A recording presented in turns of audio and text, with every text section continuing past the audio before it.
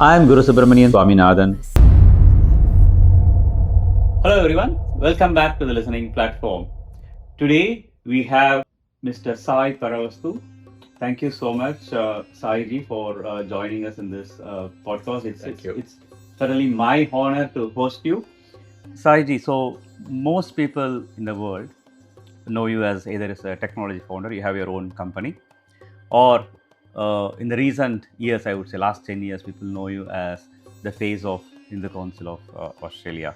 Right. But before these two avatars, who were you and what brought you here actually? So I was born in India, like most of us. I did my graduation and I was working in a very good company. Everything was perfectly fine. Okay. The way things were going. And then this opportunity came in where the whole world was looking for software developers. Okay. Right. And back then I was doing two jobs. One, I was working as a developer in a company, and also in the mornings I was teaching technology. Okay. So I had an opportunity to go to Singapore to teach this technology. It's called Lotus Notes. Teaching Lotus Notes Domino server and the mail side of things, right? So, and I was almost logged in to go to Singapore. And then the same agent called me saying that, oh, there's an opportunity in Sydney. Okay. And I had no idea where Sydney is, that kind of situation. Okay. I know Australia is known for cricket, and it was a vast, I didn't know whether it was on the East Coast or the West Coast. Okay. That was my geography back then. Didn't care because I never wanted to leave. Singapore was lucrative because there's an opportunity close to home. I convinced my parents that I can go and come back. But then the opportunity changed and I came to Sydney. Okay. To work as a COBOL developer for fixing the date, time and year. So that's how my journey started in Australia. And I continued my specialization was in data. I was a database administrator as well. So I was a server administrator. So I had multiple skills. So I moved into the web architecture and then the database architecture. Okay. And for last 12 years, I've been running this company, Bar 360, which is all about accelerating your data migration. Okay. Building data quality pipelines, data warehouse, analytics, reporting, machine learning. Okay. And now we are leading into AI. Okay. That was my avatar. And I know it was a personal need and an opportunity which brought me here. Okay. An opportunity which really I couldn't say no to, because the whole world, all my friends were going to US, Canada, UK. The software engineers were disappearing from India. Okay. That was the need. And 98, 99, people were just going everywhere. And that's what let me go and get some experience that way. It was only a short stint. I thought I'll come in for a few years and go back. Okay. But that never happened. Okay. Good that it didn't happen. Thank you. Many people may not know about Hindu Council of Australia. So what does that Hindu Council of Australia do and why it matters now? Yeah. As I said, I came in 99 and that was the first year. I came in July and then I went to a Deepavali Mela in Fairfield, and I kind of loved it. Like there is a group who are trying to celebrate our festivals and congregating people. The purpose of Hindu Council back then, when it was formed, was to congregate and create a voice for Hindus and raise their issues if and when and as it happens. There is someone who can take it unilaterally to government or advocate the challenges we might face. Because we migrated, right? We didn't come into a country which understands who we are. We migrated, most of us, I would say confidently 99% of us migrated. For a skill shortage, right? There was an opportunity, whether it was a doctor, nurse or technician, engineer, we all came in those kind of opportunity basis. So the vision of Hindu Council and the leaders who formed this was that there should be a body which can be the voice for Hindus. So that was the Purpose need for forming it. Okay.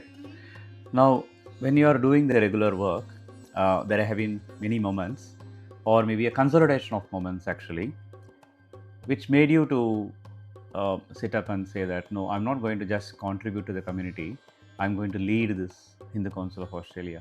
Right. What are those moments? Is that something which you can share? Sure. The precedence was set well. There was a vision by these founders in the council that there should be a body which can represent us. And you can see that there are similar setups in other countries like America and UK and whatnot, right? And that mainly started because of our migration.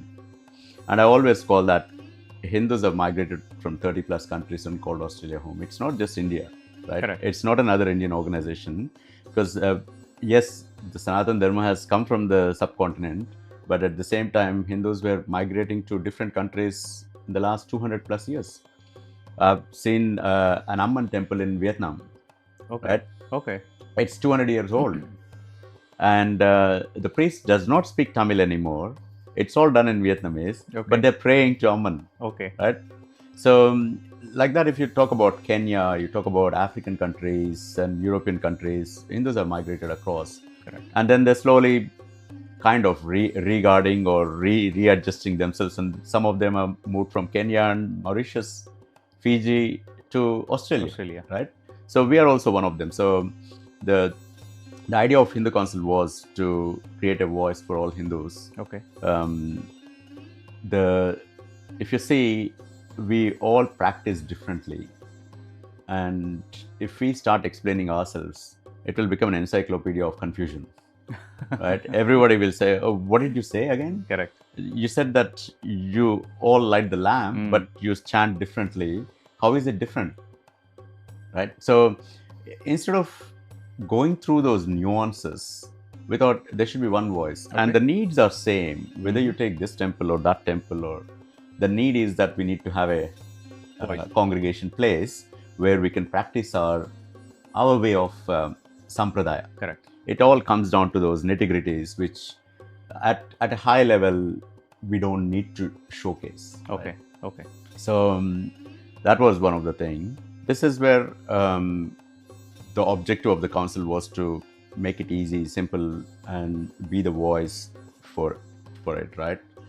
And as we were on this journey, and this is no reflection on anyone, but I'm just calling it out, that somehow I felt that there was something was lagging. The progress of the vision which was started has kind of derailed somewhere or slowed down somewhere. Okay. And on the contrary, the population started growing faster. Specifically after 2012. Yeah. So on one hand, we have increasing population, and the other hand, we have not caught up to the speed. Okay. That's where I had some ideas which I've been bouncing with the team, and I've been part of Hindu Council for decades. In that, I was raising my voice that we should be doing this, we should be doing that. And in 2016, I was stepped in as a director. Okay. With a specific task saying Director for Community Services. Okay. Which was very close to my heart because I was trying to see how, as a community, we are contributing, right? Whether it is in Hindi, as they say, tan, man, dan, like we do physically, we do mentally, as well as we do financially. Okay. And if you take a small example of a flood situation or a bushfire situation, right? Do you think Hindus don't contribute? Right? In a household of 3 incomes, if I take an example of a household with 3 incomes, all the 3 people would have donated to that cause without each other knowing that they've donated. That's how our value system is. We carry some rich ingrained value system where we don't talk about it.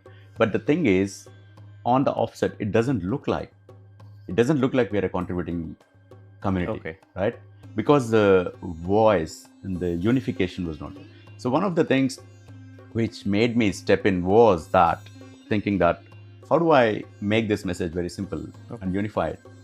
And also the advocacy part, the education part, and presenting the right narratives is also kind of increasingly growing, where the false narrations or wrong narratives are getting into, and kind of a false perception was built, and we could not come out of that false perception. And there was no one taking up the lead to say, no, this is wrong. The correct narrative is this. It is an effort and also a journey you have to sustain. Right? It's not easy just to say that, oh, this is wrong. Can you correct this? It won't get corrected that easily. It doesn't happen in a family. How do you expect that to happen in a community? And even if it was a community, if it is a single community, which is only Hindu community, even if you talk in that, it won't happen. And we're talking about a multicultural country where there are 150 cultures in there, and we are a small minority. How do we get this right? And how do we get our equitable status into the table where we are treated fairly? That was prompted you to some of the prompts. So you had covered off a little bit on multiple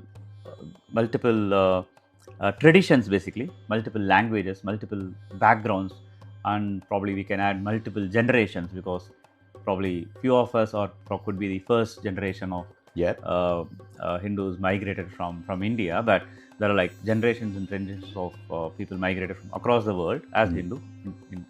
Now, as Hindu Council of Australia, how do you hold everybody and take this in your journey? Very good question. Growing up in India, it was very easy for me because I was only living in a singular community, right? I was Telugu speaking, living in Hyderabad.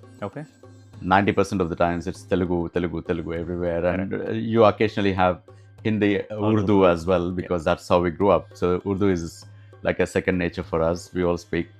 And then you rarely hear a Tamil or a Gujarati or a Marathi guy speaking in our colony, which is totally fine, right? But coming to Australia, initial days itself, I used to struggle like, where do I see the Telugu face, right? You getting an Indian or someone of our color is an important thing to talk to. On top of that, if you wanted to talk in your own language, that's a luxury you're asking for. So we kind of learned how to be a multicultural society for ourselves. Our own culture is so vast that we are multicultural in our own way. And many people have defined India is equal to a Europe. If you take each state, there'll be a country worth population. All that stats are there. But the challenge was right. Not only the languages which come from Bharat, but also if you take Bangladesh, Sri Lanka, Nepal, Mauritius speak French, a version of French, right? They don't even know Sanskrit or Hindi. Right? They go to temples. It's mostly Tamil, but then the second language for them the first language was French. Kenya, Uganda, people came from African countries as well. So the mix for me was not just the languages and the states of India, but also this world view.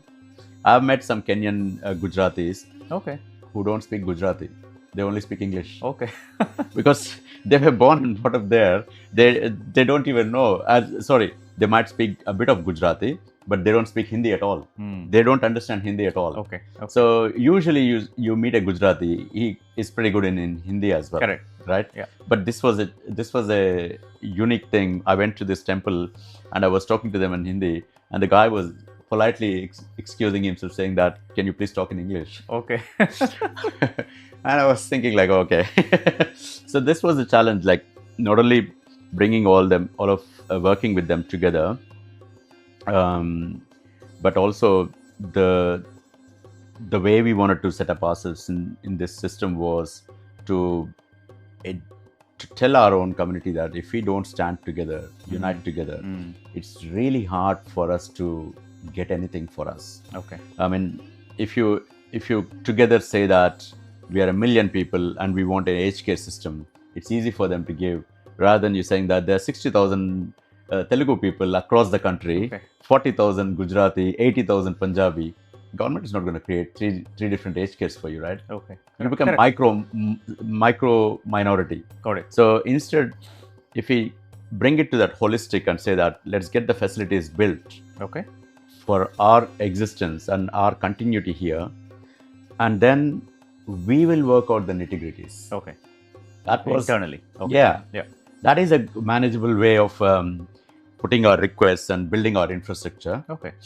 So yeah, So that's a different way to look at it. I think until I started this podcast, until this moment, never realized the other country people coming in as Hindu and then living in Australia didn't even occur to me. Basically, that's a narrow perspective I have been having. I think many listeners or many people still hold that narrow perspective. I think with your conversation, I think at least we can dispel that perspective, saying that yes, there are people coming around the world as Hindus and living in Australia. correct. So you did touch upon the point of unifying sort of like a framework and then presenting it and working on those basically, right? Now, what are all the issues which Hindus who are living in Australia want to be heard about?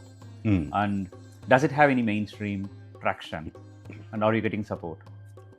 Absolutely. See, it goes back to that same thing. Who are we and why are we here? Okay. Right. We all came here with a skill and an opportunity, and we call this home, right?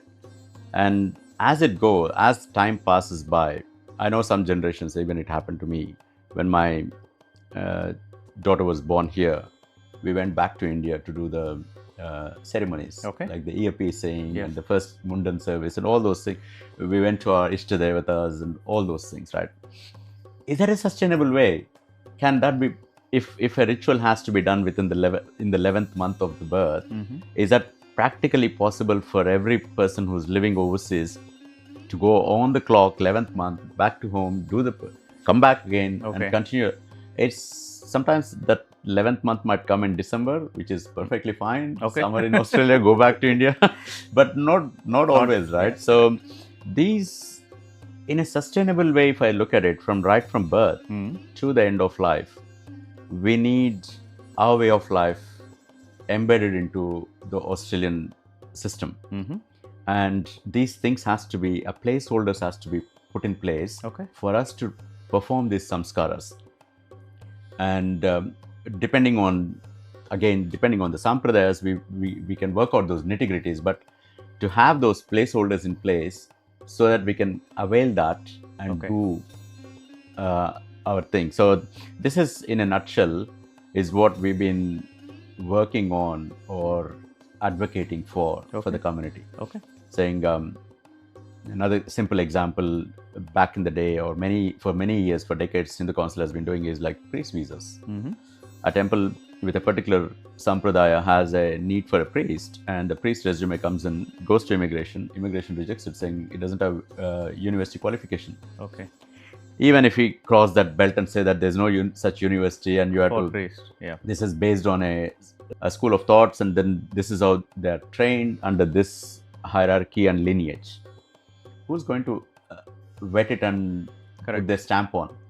I know this. Yeah, I know that Shankaracharya or Ramanujacharya, Madhvacharya. I can say that this is a lineage I know. Yes, I can understand that this is a genuine priest. Unless he's faking it up, we can say that this doesn't sound right. You have to do the right thing. So this is the job in the council has been doing. Marriage celebrants the same. End of life celebrants the same. These are the things. Somebody has to come and say that who is the right person to do this thing, and is this the person qualified? Because some of these qualifications are not in our qualification framework, not through universities. Correct. If we go back to Gurukul way of learning, that's how we learned, and the intergenerationally the knowledge has been transferred. Correct. Specifically the priest level, like 100%. Yeah, all the sampradayas. Like if I ask, why did you? I should have worn my earring today, but I took it off. But if somebody asks, like, why are you wearing a earring? Is that a fashion symbol? I don't think so.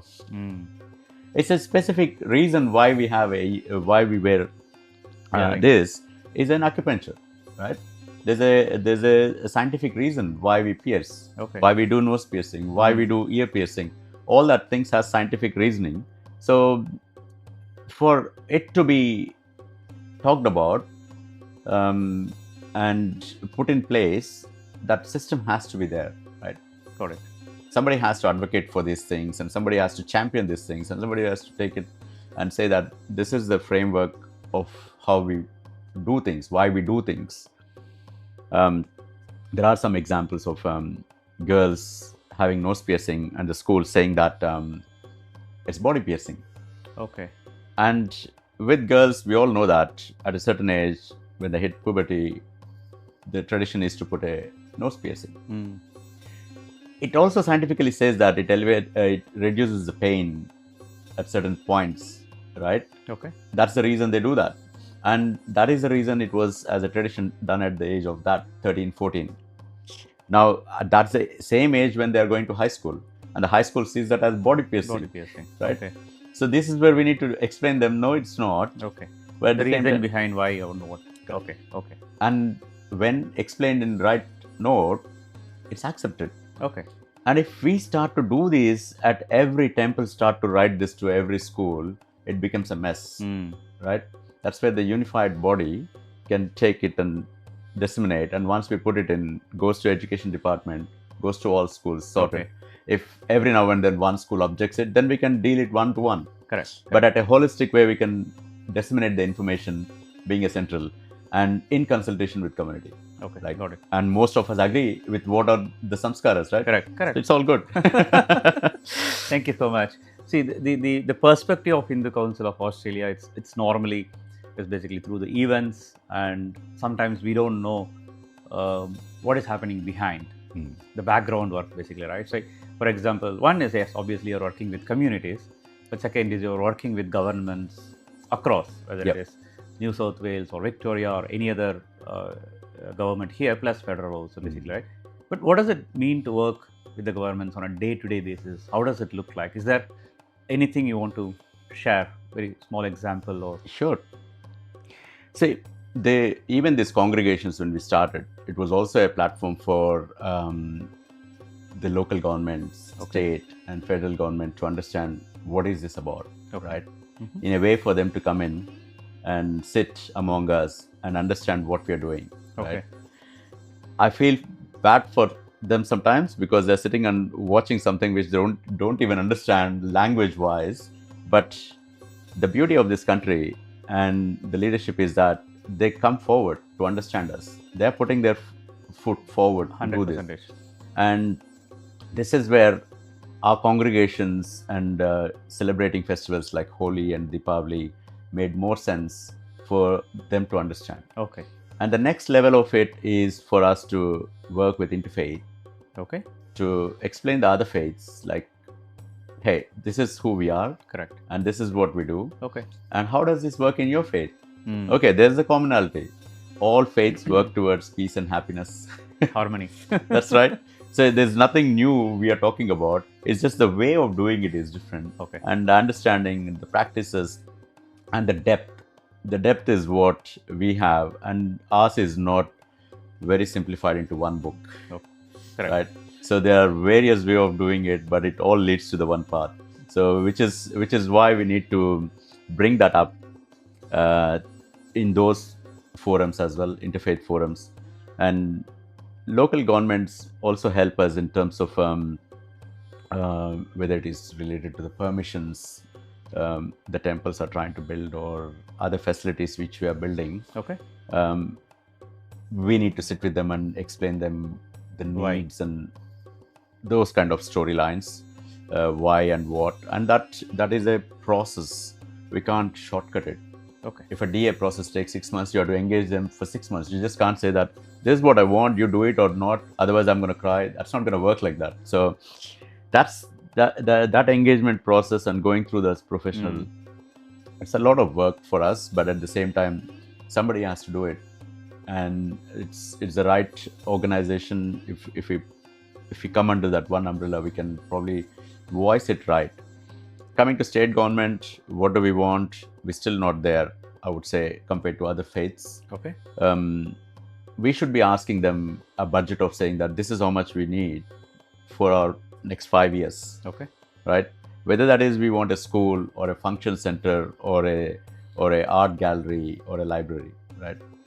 The needs are there, but the basic foundational infrastructure is not there. And going to federal, what do we want? Because sometimes we want this as a policy at a higher level, which can go down to states and local bodies, right? Okay.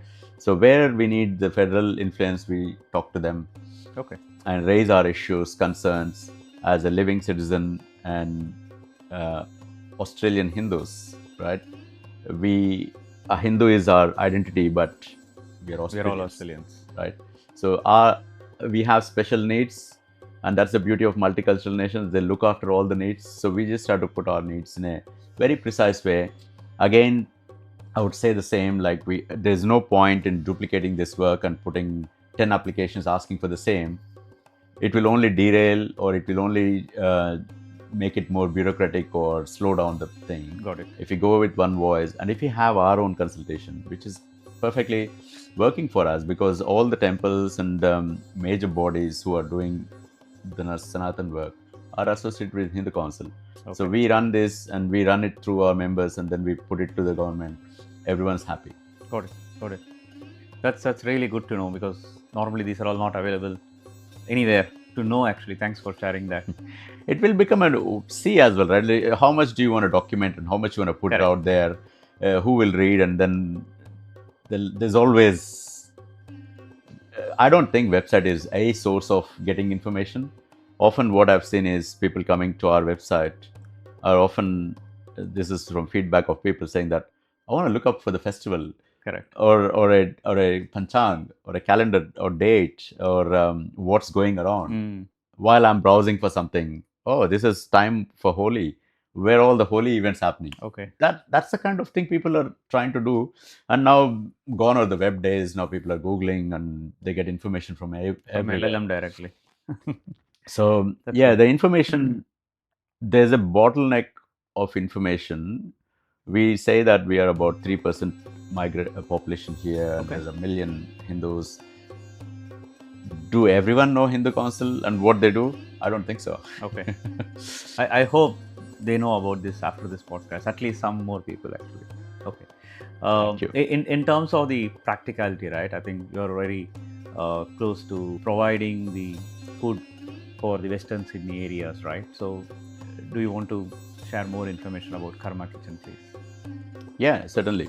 So this initiative is very close to all our hearts, right? Okay. Annadanam is something we often do. Correct. Back home, we do it on a daily basis. Correct. We do here also. That's right. So people are used to that kind of culture, but then coming here, the biggest contributions Hindus have been doing too is to a Gurudwara. Because they know that there is langar, and then they go and do the service there, thinking that was the facility, right? And as we grew, we had this interesting opportunity. In Australia, government makes sure that nobody's sleeping hungry, right? And there are bodies like Mission Australia and others who are providing Monday to Friday this service, and at a small payment or sometimes free. And churches are doing it on Sundays. Okay. And then we found that this Saturday is missing, empty, right? There's a slot available. Okay. And for us, it's also auspicious day and it's a weekend. Why not let's start this? So we came out to serve hot vegetarian food on Saturdays. Okay. It all started in Parramatta, Prince Alfred Park. And that was, we just trialed it out once a month, and then we moved to fortnightly and then weekly. And then we saw that the need, on one hand, there was a need. On the other hand, there was a bigger mission we were working towards. Okay. That is introducing vegetarian food into the mainstream. Okay. This was one of the organization's objective as well, saying, how do we work with Meals on Wheels in providing these meals? Okay. Or how do we work with senior cares where we can provide this culturally appropriate food And how do we get this vegetarian food which provides so much of nutrition, protein, and the balance Correct. as you age? Even for example, if you are a meat eater, right? If you eat meat, you're getting a lot of protein. That's the idea. At the age of 60, you will diminish, saying, I can't eat that much meat. Correct. The digestion process and the aging. 70 degrees, 80, 90. If you're at 90, God bless you, but you'll not be able to have the same diet you used to. Absolutely. But if you eat a handful of rajma, you'll get the same protein which you're getting from a steak. Correct. So we are trying to showcase that we are an alternative supplement into the food. So if I wanted to put that in my agenda first, I wouldn't achieve it. And what we thought was, let's go in this journey, which is very dear to all of us, which is Annadanam. And then we thought, slowly, step by step, we can establish ourselves to be able to provide that. If I started this saying that I'm going to provide it to aged care or I'm going to provide it to my community, it wouldn't have taken off well. Probably would have been successful, but the thing, it wouldn't have gone as well as this one, because what this connected the community is like the people who are interested in doing this service were more happy that they're able to come in. We do it in universities, we do it in aged care settings or the gatherings of seniors, and we do it in events. Like many of our events run on a shoestring budget, right? Correct. They're doing an event with good intention. Let's say I've started this off with Arangatam, right? Graduation of a dance school, the graduate, and the parents want to invite everyone from the dance school, their friends, relatives. It ended up in 500 to 600 people, right? And suddenly they have to book the hall, they have to do this, do that, and all those things. And then there are overseas guests coming as well. And then they want to provide the food. And we know that this is our area because all we are providing is a sattvic meal there. Very basic vegetarian, nutritious meal. Food. And we thought we could subsidize it for them. Then they don't have to worry about it. And that has become a source of income for us. Karma Kitchen catering in those events, even though we charge very nominal, that kicks in that flow of money and the word of mouth to sustain this program. So we looked at that, and then of course we have very generous donors. We've raised money through Padayatra as well sometimes. We say that we do ad hoc fundraising, saying that we are growing and our need is growing, so we need more money. Talk to friends, talk to people, knowing that I want to donate it for my dad's anniversary or my kid's birthday. So we started getting money from different forms, and then we started building this program. So now it not only happens in Sydney, it happens in ACT, South Australia, Western Australia. Other states have started replicating this program. That's very good to know. I was in Darwin for a few years, and we rolled out.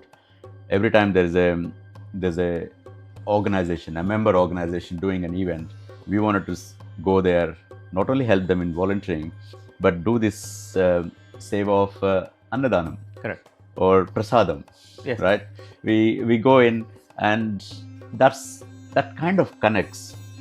What I say is like, through food, we go to their stomach, but we reach their heart.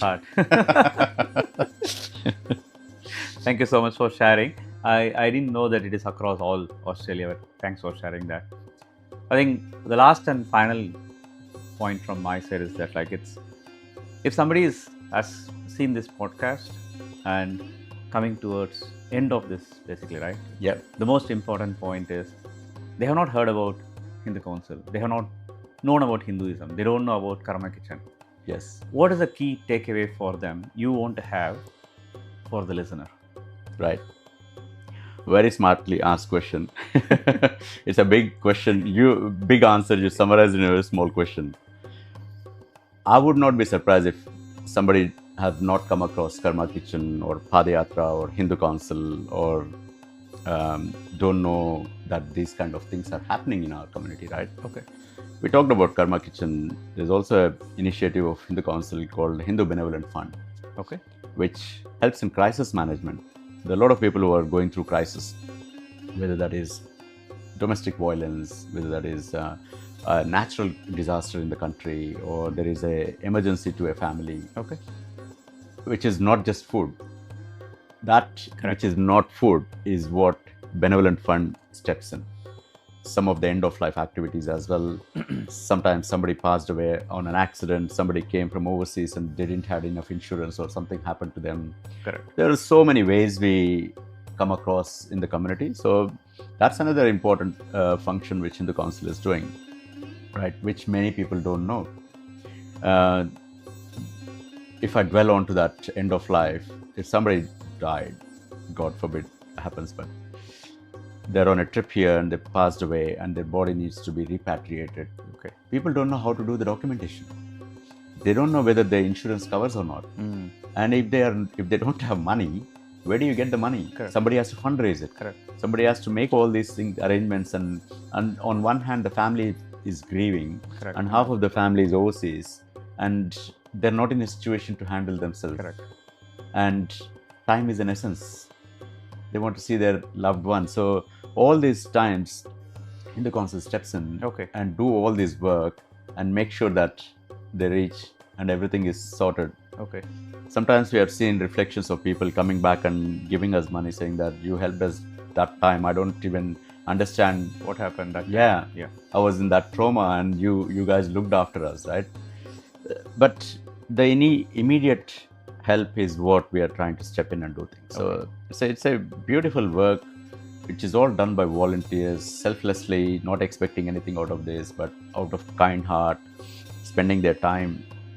So that's what I said, tan man dhan. We work with all the three aspects of it. Coming back to this question of how do people know about these things? As I said before as well, that I identify ourselves as Australian Hindus, right? Any Hindu coming from any background. A simple example is Indonesian Hindus, right? Okay. They don't know Sanskrit. They don't call temple a mandir. They call it pura, right? Their way of devotion is different. Their way of worship is different. They don't have chants and mantras. They don't have havans, right? But they do incense sticks. So but big picture is they also follow the same deities as us. Okay. And same culture, and their country is also was part of that Akhand Bharat when it was in Ramayana time and Mahabharat time. Everything has happened historically there as well. They're very strong in their culture as well. You must have seen there is a big Garuda in Indonesia and all. Correct. So that one example where you can see that the Indonesian person talking to you or me will never connect as a culture. Correct. But as a Hindu, yes, all three of us are Hindus. We right? can connect. So for any Hindu, all they need to say is, one, they're an Australian Hindu, and Hindu Council is working for all of their needs. Okay. And all of these projects, whether we talk about these projects, Karma Kitchen, Hindu Benevolent Fund, or Padayatra, these are all our ways of working. You can be part of this or not, but your need of living here as an Australian Hindu is looked after by Hindu Council. So it's good for you to raise your issues or concerns with us. Okay. And we can not only guide you in where we can, but also take forward those and put that into the proposals and into the pipeline of work we are doing, if we have missed any, and make sure that the infrastructure we need for us to live in this country and beyond, create that the heritage which we belong to, and leave a legacy behind. And that legacy is in the making. It's not a legacy now. We are building towards it over a period of time. As you rightly said before, we are the first generation here.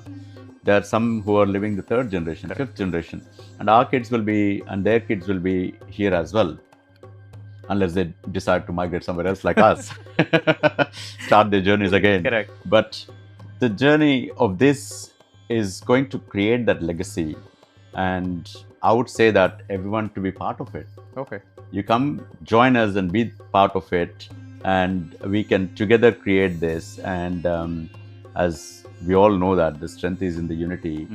And I'm not even calling for unity here. I'm calling that the principles which drives us, the unifying dharma, is what we believe in. Correct. So might as well come together and do things together. The more, the merrier. And the the the voice, as the voice gets unified and stronger, everybody has to listen to us, right? At the moment, we might be struggling with some of our facilities and things not being there and scratching it off. But on that note, I would also hats off to the community. They have paid for the temples. Correct. From the tax paid money. They have paid for the language and culture for their kids. Yes, they have invested in the dance and art, which the government is, which the country is seeing. When our kids learn Bharatanatyam, they're performing here. They're not going to India and performing. 100%. So the culture is growing here, and the culture is spreading here, and our value system has shown a positive effect on the community, right? So when everything is in place, it's for us to be together, unified, and make it more stronger and better for us, where our kids can walk with their raised heads and chins and be able to answer the question when they are asked, not put their head down or be in a confusion, right?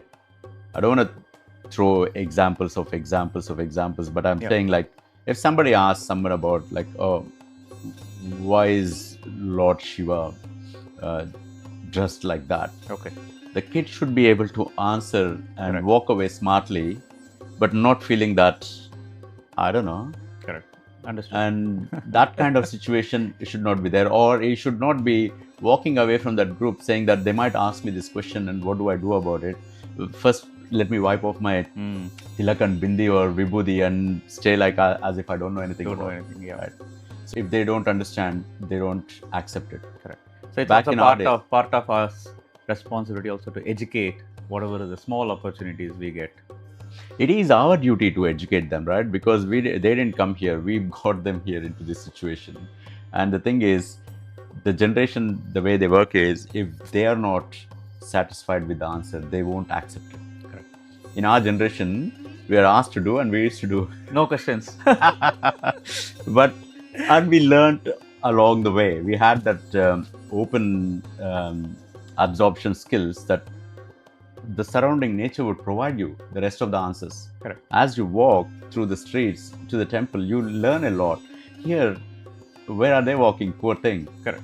Then even the next door neighbor doesn't come out and play after school, right? So it's a different setup, and this is where we need to create that platform for them to adopt. Okay. And be confident in our way of life. Okay. Once they've come into this way of life, then nothing's stopping them. Okay. And this is our ultimate aim for every parent. That's what they want as well, saying that how do I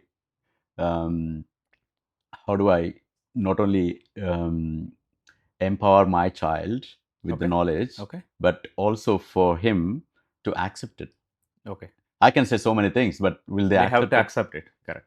So all this is what plays the role of the Hindu Council is trying to be that platform. We advocate the issues. We wanted to remove the negative narrations in the media. We wanted to educate the multicultural community. Okay. We wanted to bring in some structure around our programs as well. Like, for example, chaplaincy. We don't have chaplaincy in our way of life. But if you're admitted in a hospital, you need someone to come and talk to you.